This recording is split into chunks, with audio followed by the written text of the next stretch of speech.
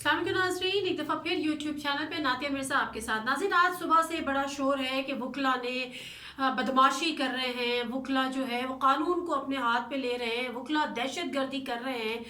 तो सीधी सी बात है, हम बचपन से अकबर इलाहाबादी का ये शेर सुनते आए हैं जिसमें उन्होंने ये बड़े साफ अल्फाज में कहा था कि पैदा हुआ वकील तो शैतान ने कहा, लो आज मैं भी साहिब औलाद हो गया। और ये वकला ने साबित किया है, एक दफ़ा नहीं कई बार साबित किया है। आज जो हम तमाम चैनल्स सोशल मीडिया जो आज वकला गर्दी पे चीखों पुकार मचा रहा है, तो मेरा उनसे एक सवाल है, क्या ये वकला गर्दी मुल्क में पहली दफ़ा हो रही है? क्या ये वकला गर्दी इससे पहले कभी नहीं हुई है?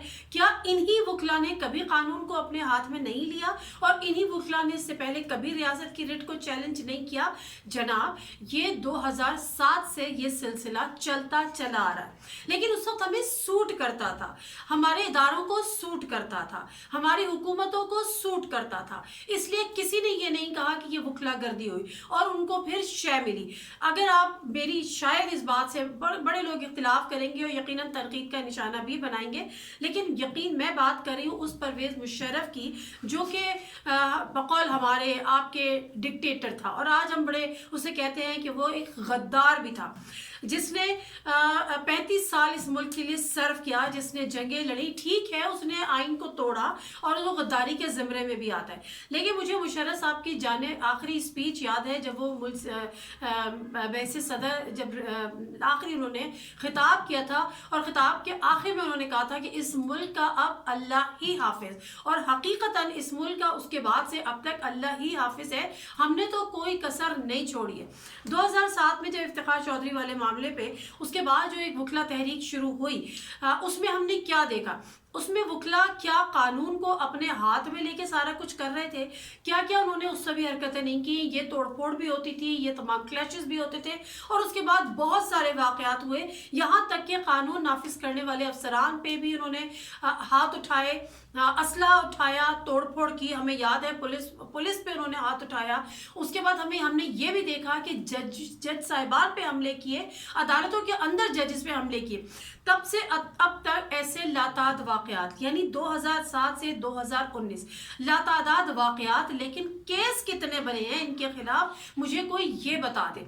मुशर्रफ साहब चले गए, बहुत बुरे इंसान थे, वो गद्दार थे, उन्होंने डिक्टेटर थे, मुल्क को तबाह बर्बाद कर दिया, मुल्क को दहशतगर्दी के में ना ख़त्म होने वाला एक नुकसान दिया, बहुत कुछ उन्होंने किया होगा, लेकिन क्या उसके नतीजे में हम किसी और चीज़ को जो है वो दुरुस्त करार दे सकते हैं? वकला गर्दी का जो ना ख़त्म होने वाला सिलसिला शुरू हुआ, वो आज तक जारी और सारी है। हम हर बहुत सारी बातों में ये कहते हैं कि ये हुकूमत का टेस्ट केस है, तो जनाब आज ये हुकूमत का तो अपनी जगह लॉ एंड ऑर्डर के हवाले से टेस्ट केस है, लेकिन उससे ज़्यादा ये आज अदालतों का टेस्ट केस है, आज उन जज साहिबान का टेस्ट केस है जो कहते हैं कि हम किसी का प्रेशर नहीं लेते, और हाल ही में उन्होंने साबित भी किया है। तो आज ये उनका टेस्ट केस है, और हमें देखना है कि आज वो वकला जिन्होंने कार्डियोलॉजी इंस्टीट्यूट पर हमला किया, और उस हमले की वजह भी मैं मुख्तसर सी बताती चलूँ। सिर्फ सिंपल सी एक बात ये थी कि सोशल मीडिया पर एक वीडियो वायरल हुई, उसमें कुछ डॉक्टर्स बैठे हुए थे और वो वकला का मजाक बना रहे। उन्होंने कहा कि ये डॉक्टर्स का डेलिब्रेट एक्ट है, उन्होंने जानबूझ के किया है, सोशल मीडिया पे वायरल किया है। कुछ वकला गए बकौल उनके खुद के आईजी साहब के पास कि जी इन पे केस करें, इन्होंने हमारी मजाक उड़ाने की जुर्रत की। मतलब वकला के आगे जहाँ सब खामोश रहते हैं, कोई उनके वकला गर्दी की और दहशत गर्दी के उनके आगे नहीं बोलता, तो डॉक्टर्स की इतनी हिम्मत, इतनी मजाल कैसे हुई कि उनकी शान में वो गुस्ताखी कर रहे थे? वो केस नहीं बना, तो वो पूरा के पूरा एक जत्थे की सूरत में मुसल्लह जत्था वो कार्डियोलॉजी इंस्टीट्यूट पर हमलावर हो गया। डॉक्टर्स को उन्होंने बेईमाना तशद्दुद का निशाना बनाया, और यकीनन जब वो जान बचाने के लिए जो मेडिकल स्टाफ था उसने इधर उधर जाके अपनी जान बचाई, वो हॉस्पिटल से भाग गया, जिसके नतीजे में 4 लोग शहीद हो गए। मैं यकीनन उनको शहीद ही कहूँगी, क्योंकि वो मतलब अपनी तिबई मौत नहीं मरे, अगर देखा जाए उनको इस दहशत गर्दी और वकला गर्दी का वो निशाना हुए। اس کے بعد کیا ہوا؟ اس کے بعد یہ ہوا کہ جب وہاں پہ فیاض الحسن چوہان جو کہ پی ٹی آئی کے انفارمیشن منسٹر پنجاب کے، وہ وہاں پر آئے تو ان کو بھی نہیں چھوڑا، ان کو بھی اسی دہشت گردی کا نشانہ بنایا، ان پہ بہیمانہ تشدد کیا، اور اس کے بعد املاک کو نقصان پہنچا رہے ہیں۔ ایک وکیل کے ہاتھ میں اسلحہ ہے اور وہ وہاں پہ دکانیں بند کرا رہے ہیں۔ تو میرا سوال تو سمپل سے یہ ہے کہ کیا فرق رہ جاتا ہے ایک بدماش میں، ایک جو قانون نافذ کرنے والے ادارے ہیں ان کے اوپر اگر آپ ہاتھ اٹھا رہے ہیں، تو ایک دہشت گرد میں اور ایک وکیل میں کیا یہاں پر فرق رہ جاتا ہے؟ لیکن سمپل سی بات یہی ہے کہ یہاں پر ایک طرف حکومت کا ٹیسٹ کیس ہے، دوسری طرف عدالتوں کا ٹیسٹ کیس۔ یہ تو بات ہوگی عدالتوں کی۔ اب ہمیں دیکھنا ہے کہ کتنے سو موٹو ہوتے ہیں۔ تو ہم نے یہ دیکھا کہ اصل میں مقدس گائے تو یہ برادری ہے۔ تو اب دیکھتے ہیں کہ عدالتیں اس پہ کتنا سو موٹو لیتی ہیں اور عدالتیں ان کے کتنے خلاف کس حد تک آگے جاتی ہیں۔ کتنوں کی تقریباً 40-45 آپ نے 48 کے قریب آپ نے گرفتاریاں کر لی ہیں۔ سزائیں کتنوں کو ملتی ہیں، زبان لائسنس کتنوں کے کینسل ہوتے ہیں، جیل کے اندر کتنے عرصے کے لیے پڑے رہتے ہیں، اور کتنوں کی ضمانتیں منسوخ ہوتی ہیں۔ دوسری طرف ہم یہ بھی دیکھ رہے ہوتے ہیں کہ جب یہی کچھ سیاستدان جب ذرا سی کوئی بات ایسی کر دیتے ہیں جو توہین عدالت کے زمرے میں آتی ہے، ان کی حاضریاں لگتی ہیں، وہ پیشیاں بھگتتے ہیں، وہ سزائیں بھی بھگتتے ہیں۔ تو لیٹس سی کہ یہاں پر اس مقدس گائے کے لیے کوئی کچھ کرتا ہے یا کوئی کچھ نہیں کرتا۔ پھر آ جاتے ہیں حکومت کی طرف۔ حقیقتاً حکومت کمزور تھی، حکومت اس طرح سے ایکشن نہیں لے سکی، حکومت اپنی ریٹ قائم نہیں کر سکی، جس کے نتیجے میں یہ تمام چیزیں ہوتی رہی۔ تو خدا کے لیے عمران خان صاحب سے یہ گزارش ہے کہ عثمان بزدار کو، جو آپ کا سو کالڈ وسیم اکرم پلس ہے، اس کو اپنی انا کا مسئلہ نہ بنائے۔ سارا پنجاب پریشان ہے، سب لوگ پریشان ہیں۔ ایک آدمی وہ نہیں چل رہا، وہ خود کہتا ہے کہ میں تو ابھی ٹرین ہو رہا ہوں۔ تو جو ایک بندہ ابھی ٹرین ہو رہا ہے، وہ آپ کب تک اس کو ٹرین کرتے رہیں گے کہ کب وہ کچھ سیکھے گا اور وہ کب کچھ اپنی کارکردگی دکھائے گا اور کب وہ پرفارم کرے گا، کب وہ ڈیلیور کرے گا۔ ایک یہ چیز۔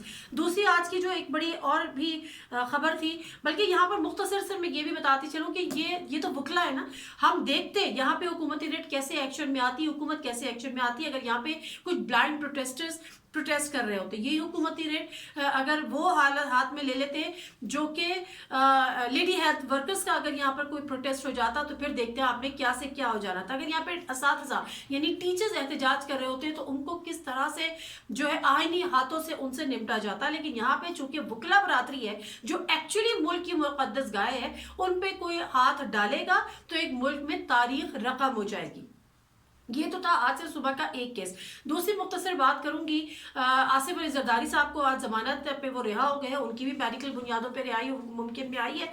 اور اب لیٹس سی کہ وہ ریلیف جو نہ ختم ہونے والا ایک ریلیف جو اپوزیشن کو مل رہا تھا، وہ آگے جا کے اور کتنا بھی آگے بڑھے گا، کیونکہ آصف علی زرداری صاحب کو بھی رہا ہونا تھا، وہ بھی ہو گیا ہے۔ فریال تالپور کا اگلا نمبر شاید ہوگا، اور اس کے بعد مریم نواز کا فیصلہ ابھی حکومت نے کرنا ہے۔ اور مریم نواز کے حوالے سے جو کابینہ کا اجلاس ہوا، اس میں بڑی شدت سے مخالفت کی گئی، لیکن اس مخالفت کو کس حد تک سسٹین کیا جا سکے گا، اصل امتحان تو حکومت کا اس وقت شروع ہوگا۔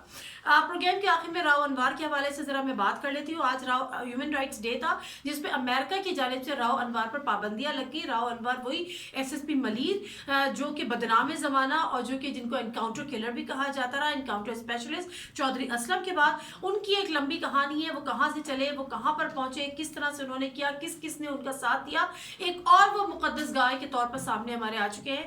لیکن جو پابندیاں آج امریکہ کی طرف سے لگی ہیں، اگر وہ یہاں پہ لگ جاتی۔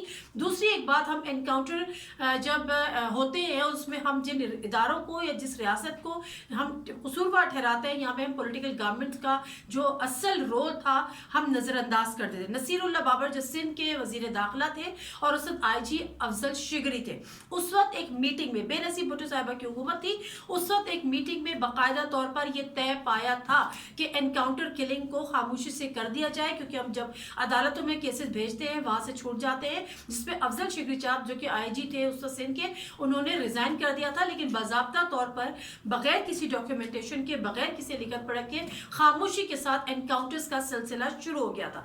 तो बहुत आसान हो जाता है कि जब आप किसी मुक़द्दस गाय को, किसी रियासत को, किसी इंस्टीट्यूट को, किसी इदारे को आप मिलान करें, लेकिन आप याद रखें कि सिर्फ उनका नहीं, राव अनवर बहुत सौ की आंखों का तारा था। और मैं ये बात बड़े वसूख से कह सकती हूँ, मैं अपनी सोर्स पे कायम हूँ, कि आसिफ अली जरदारी, उस वक्त के जो डीजी रेंजर्स थे रिजवान अख्तर साहब, उनको उनके सामने आसिफ अली जरदारी ने एक बिलावल हाउस में होने वाली मीटिंग और उसके बाद 5 मिनट गुफ्तगू के मांगे, प्राइवेट गुफ्तगू के, और राव अनवर को उनसे इंट्रोड्यूस कराया था। और उसके बाद राव अनवर और रेंजर्स ने भी मिलके बड़े बड़े कारनामे सिंध में अंजाम दिए। तो तारीख हमें भूलनी नहीं चाहिए, तारीख हमें याद रखनी चाहिए। नादिम मिर्जा को इजाजत दीजिए, अल्लाह हाफिज। कितना